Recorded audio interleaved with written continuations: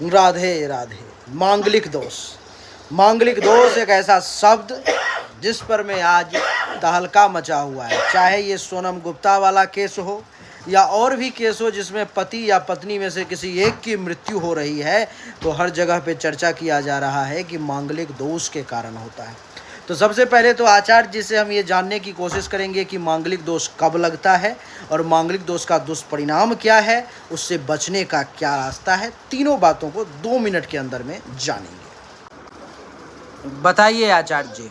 लगने व्यये च पाताले जामित्रे चाष्टमे कुजे पत्नी हन्ति स्वभर्तारं भर्ता भार्या विनश्यति।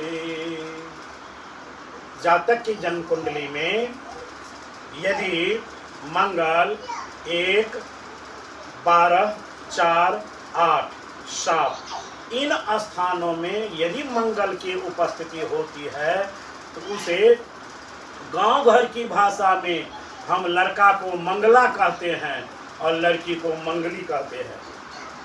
ऐसे शुद्ध भाषाओं में मांगलिक योग से ग्रसित कहते हैं, ये मंगल से ग्रसित है।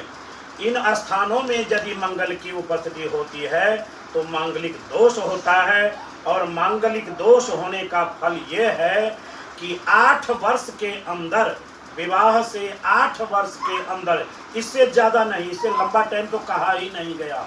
लड़का की कुंडली में है तो पत्नी उसकी विनाश अवस्था को हो जाएगी और पत्नी की कुंडली में है तो पति का मौत हो जाएगा।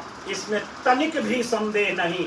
हमने 100 नहीं हजारों कुंडलियां देखी है जो मांगलिक दोष से ग्रसित अगर लोग होते हैं इस फल का सामना करना पड़ता है। इसलिए मांगलिक दोष से हम बचें। और इसका समाधान क्या है? समाधान क्या है? बहुत सुंदर प्रश्न। समाधान ये है कि मांगलिक लड़का यदि है तो मांगलिक लड़की से ही हम विवाह करें। यदि नहीं मिलता है किसी कारणवश, मान लीजिए, तो विवाह से पूर्व, विवाह नक्षत्र में ही, या तो उसी दिन अथवा 1-2 दिन पहले विवाह मुहूर्त में ही मांगलिक दोष शांति की व्यवस्था है, जिसे कहते हैं पीपल से विवाह वगैरह, पीपल, कुंभ विवाह, कुंभ विवाह, कुंभ विवाह, अश्वत्थ विवाह। और हमारे यहाँ एक प्रक्रिया है वट सावित्री की भी, जो वैधव्य दोष नष्ट करने का वो उपाय है। इसलिए कुंभ विवाह करें और दोष नष्ट हो जाता है। लेकिन ये है